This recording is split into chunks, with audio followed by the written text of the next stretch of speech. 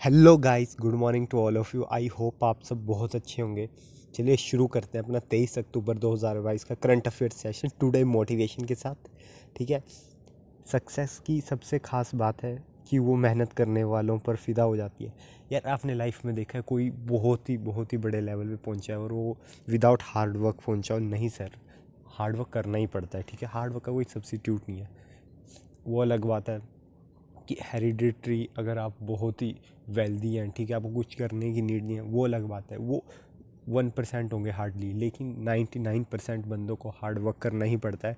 इसका और कोई सब्सिट्यूट है नहीं। ठीक है, तो आप भी अपनी लाइफ में यार डेली उठिए, डेली गोल सेट कीजिए और उस गोल के लिए आप डेली हार्ड वर्क कीजिए। ठीक है गाइस, इसके बिना आपको सक्सेस नहीं मिल सकती। ठीक है, विदाउट हार्ड वर्क।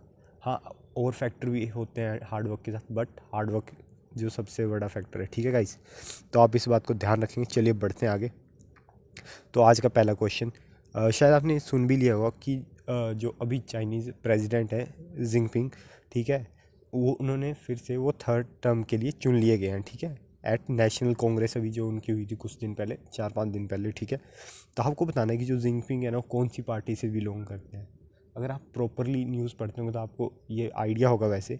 तो वो बिलोंग करते हैं चाइनीज़ कम्युनिस्ट पार्टी से। ठीक है, और चाइना में वन पार्टी सिस्टम है, तो चाइना में कोई और पार्टी है ही नहीं, सिर्फ एक ही पार्टी है, चाइनीज़ कम्युनिस्ट पार्टी। ठीक है, तो जो जिनपिंग है ना, वो जनरल सेक्रेटरी भी हैं अपनी पार्टी के। ठीक है, जो उनकी चाइनीज़ कम्युनिस्ट पार्टी है, और वो अब ये बातें ध्यान रखेंगे जो ब्लू से मार्क करिए मैंने कि उनका ये थर्ड टर्म है। ठीक है, वो जनरल सेक्रेटरी भी हैं। ठीक है, और ये 20th नेशनल कांग्रेस थी।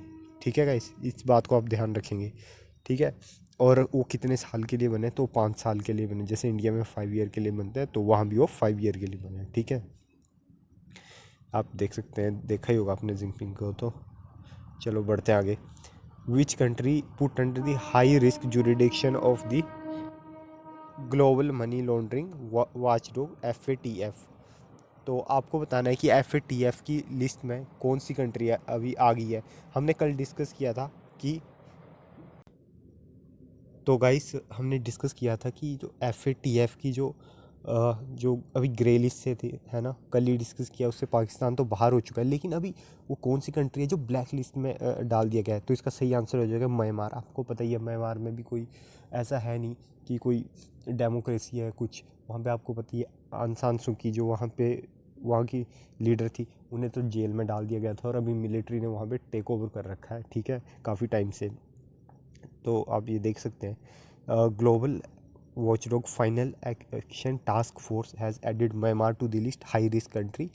तो हाई रिस्क कंट्री को ब्लैक, उसे ही जो हाई रिस्क कंट्रीज़ कहते हैं ना, उसी को ब्लैक लिस्ट कहते हैं। ठीक है, तो आप यहाँ पे देख सकते हैं। और ये क्यों है? Strategic deficiency in the regime to counter money laundering, terrorist finance and proliferation financing. Main इनका ये होता है कि कोई भी कंट्री है, ठीक है, अगर वो टेररिस्ट को फंड कर रही है, ठीक है, वहाँ पे मनी का फ्लो प्रॉपर नहीं है उस कंट्री में, तो वहाँ पे ये FATF वाले उन्हें कि कभी ग्रे लिस्ट या ब्लैक लिस्ट में डाल देते हैं, अकॉर्डिंग टू उस कंट्री के सर्कमस्टांसिस वो कितने ज़्यादा एक्टिव है या इन्वॉल्व है। ठीक है, तो म्यांमार ना थर्ड कंट्री बनी है, तो हो सकता है आपसे पूछ रहे बाकी दो कंट्री को। तो नॉर्थ कोरिया कब से? और नॉर्थ कोरिया में कोई वो नहीं होता कि वो टेररिस्ट को स्पॉन्सर करते हैं, बस USA उनका है कि वो न्यूक्लियर मिसाइल है, और आपको पता है वहाँ पे अलग ही रूल चलता है, तो इस कारण USA ने उन्हें डाल रखा है। ठीक है, और म्यांमार है और दूसरी कंट्री है ईरान, आपको पता ही है। मतलब इन दोनों की रिलेशन नॉर्थ कोरिया और ईरान के ठीक नहीं है USA के साथ। ठीक है, बाकी आप देख सकते हैं यहाँ म्यांमार इसका सही आंसर है। ठीक है, चलिए बढ़ते हैं आगे। ये रहा म्यांमार मैप में यार, ये इंडिया के बॉर्डर से लगता है। ठीक है, म्यांमार, और म्यांमार की जो कैपिटल है उसका नाम है नायपीती ताओ, पता नहीं प्रोनाउंस किसे करेंगे, आप देख सकते हैं यहाँ पे आपको दिख रहा होगा। ठीक है, चलिए बढ़ते हैं आगे यार। हाल ही में वो कौन सी कंट्री है जिसने मतलब गन्स में ना बैन कर दिया है? ठीक है, तो इसका सही आंसर है कनाडा। कनाडा वो कंट्री है जिन्होंने बैन कर दिया है। तो आपको बताना है कि इन्होंने कौन सी टाइप की गन पे, गन्स, पिस्टल, हैंड गन, या किस पे इन्होंने बैन लगा दिया है? तो इसका सही आंसर है हैंड गन्स को इन्होंने बैन कर दिया है। ये देख सकते हैं आप फोटो में, हैंड गन्स को इन्होंने बैन कर दिया है। ठीक है, और कनाडा के प्राइम मिनिस्टर है जस्टिन ट्रूडो। ठीक है, तो इन्होंने ये अभी नया रेगुलेशन लाया है, ठीक है। आपको पता है यार, कनाडा, मैक्सिको और यूएसए में आपने अभी रिसेंटली पीछे न्यूज़ भी सुनी होगी कि स्कूल में ही शूटिंग हो गई थी या ना गन फायरिंग। तो वहाँ पे मतलब अलाउड होता है रखना, आप इंडिया में नहीं रख सकते, आपको प्रॉपर रूल्स और रेगुलेशन है, आपको प्रॉपर लाइसेंस चाहिए, ठीक है, ऐसे नहीं रख सकते आप। बट वहाँ ऐसा मतलब अलाउड है उन्हें, ठीक है, रखना। चलिए आगे बढ़ते हैं। हाल ही में दिया जलाओ पटाखे नहीं कैंपेन लॉन्चड इन वी सिटी। तो आपको इसका सही आंसर बताना है गाइस। एक बात ध्यान रखिएगा, भी दिवाली आ रही है, ठीक है, कल दिवाली है। तो गाइस एक चीज़ ध्यान रखिएगा यार, एनवायरनमेंट को प्रोटेक्ट करना हमारे ही हाथ में है, ठीक है। तो हो सके तो यार पटाखे ना ही जलाएं, मैं तो आपको यही एडवाइस करता हूँ कि प्लीज़ पटाखे मत जलाइए, ठीक है। क्यों, इससे अल्टीमेटली होगा क्या यार, एनवायरनमेंट को लॉस होगा, ठीक है। हाल ही में प्राइम मिनिस्टर ने जो लाइफ कैंपेन लॉन्च किया है, ठीक है, कि स्मॉल इनिशिएटिव, उन्होंने कहा ही है ना कि स्मॉल इनिशिएटिव लेंगे तभी तो ठीक होगी चीज़ें। हम सोचते हैं कि कोई पॉलिसी आएगी वो उससे पूरा बदलाव आएगा, नहीं, ऐसा कुछ नहीं होगा। कोई एक पॉलिसी आप पूरा नहीं बदल सकती जब तक रूट पे काम ना किया जाए किसी भी चीज़ की। अगर लोग ही जागरूक हो जाएंगे, ठीक है, लोग ही अवेयर हो जाएंगे छोटी छोटी चीज़ों पे लिए, तो फिर एनवायरनमेंट ऑटोमेटिकली अपने आप ठीक होता है। सेम लाइफ का भी है, मतलब लाइफ में भी कोई एक दिन में चेंज नहीं आ जाता है, कोई बड़ी चीज़ चेंज नहीं कर देती, लाइफ की छोटी छोटी आदतें ही आपको सक्सेस बनाती है, ठीक है। तो वैसे ही यार, अगर हो सके इस दिवाली में तो प्लीज़ क्रैकर अवॉइड कीजिएगा, ठीक है। आप वैसे भी मतलब कॉम्पिटिटिव एग्ज़ाम की तैयारी करने वाले स्टूडेंट हैं, काफ़ी मैच्योर हैं, तो हो सके तो अवॉइड कीजिएगा। और जो दूसरे भी कोई जलाएं तो उन्हें भी या अपने घर में भी अवॉइड करने की सलाह दीजिएगा, क्योंकि कुछ स्टेट ने तो बैन कर दिया है जैसे दिल्ली, हरियाणा। बट कहीं कहीं बहुत सारी इंडिया की स्टेट्स हैं जहाँ पे अलाउड है, तो गाइस इस बात का ध्यान रखेंगे प्लीज़, ठीक है। तो इसका सही आंसर है दिल्ली। दिल्ली ने ये कैंपेन लॉन्च किया, दिया जलाओ पटाखे नहीं, तो आपको भी दिया जलाना है, पटाखे नहीं, ठीक है। चलो आगे बढ़ते हैं। एना मे वोंग, ये ना फर्स्ट एशियन अमेरिकन है, ठीक है, जो यूएस करेंसी में जिन्हें वो किया गया अभी, ठीक है। तो आप देख सकते हैं, तो आपको बताना है कि इनका प्रोफेशन क्या था, टीचर थी, सोशल एक्टिविस्ट, एक्टर थी। तो इसका सही आंसर हो जाएगा, ये हॉलीवुड की एक्टर थी, ठीक है। और ये पहली एशियन अमेरिकन थी, ठीक है, जो कि यूएसए की करेंसी में इस बार उन्होंने करा है इन्हें, ठीक है, एनग्रेव। तो जो एक्ट्रेस एना मे थी ना, उन्होंने हॉलीवुड में वर्क किया है, ठीक है। पता है क्यों, जब इन्होंने काम किया यार 1960-70s के टाइम पे, तब वहाँ पे रेसिज्म और स्टीरियोटाइप बहुत ज़्यादा होता था, ठीक है। उस टाइम पे जब एशियन को एंटरटेन तक नहीं किया जाता था, तो ये पहली एशियन अमेरिकन थी जिन्होंने वहाँ पे काम किया। रेसिज्म इतना होने के बाद भी इन्होंने बहुत सही काम किया है, मतलब हॉलीवुड में। तभी अभी यूएसए ने इनकी सम्मान में ये चीज़ करी है, ठीक है। तो आप ये देख सकते हैं। और हो सकता है आपसे भी पूछ भी ले कि इन्हें कौन से कॉइन में किया गया, तो 25 सेंट के कॉइन में इन्हें किया गया है, ठीक है गाइस। और आप ध्यान रखेंगे। और जो इन्हें फीचर किया गया है ना, वो इनको खुद इनका signature bank and long finger nails, आप देख सकते हैं ना, यहाँ पे देखिए फिंगर नेल्स हैं, ये खुद हैं, ठीक है। तो आप ये चीज़ देख सकते हैं, एना मे वोंग। तो गाइस पता है, ये ना छोटी छोटी चीज़ें भी ध्यान रखने वाली होती है, ठीक है। एग्जाम में क्वेश्चन पूछ लेगा कि कौन से कॉइन में किया है, 25 सेंट कॉइन। तो ये छोटी छोटी बड़ी बातें आप, एना में वो उनका तो नाम आप सुन ही लिया होगा आपने, ठीक है, आप अगर आप अपडेट होंगे। पर ये छोटी छोटी चीज़ें भी ध्यान रखने वाली होती है गाइस, ठीक है। तो इन पे भी ध्यान रखिए कीजिए, ठीक है।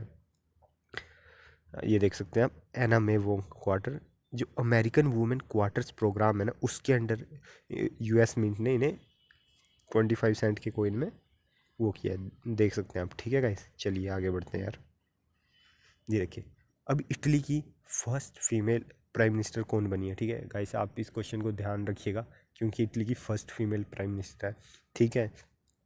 तो इसका सही आंसर हो जाएगा आपका, ये देखिए, जॉर्जिया मेलोनी, ठीक है। ये राइट विंग वो है, पॉलिटिशियन है, ठीक है। और ये इटली की फर्स्ट फीमेल प्राइम मिनिस्टर बनी है, ठीक है गाइस। तो ये बात आप ध्यान रखेंगे, ठीक है। ये चलिए आगे बढ़ते हैं। हाल ही में 7th Ayurveda day to be celebrated world wide on कब मनाया जाएगा। तो आज ही के दिन 23 अक्टूबर 2022 को 7वां आयुर्वेदा दिवस मनाया जाएगा, ठीक है। आप इस बात ध्यान रखेंगे। Next question, prime minister to participate in Deepotsav festival in Ayodhya on the eve of Diwali, this is ये आपको बताना है कि प्राइम मिनिस्टर ना जो दीपोत्सव है वो अयोध्या में मनाया जाता है, ठीक है, ऑन दीप ऑफ दिवाली।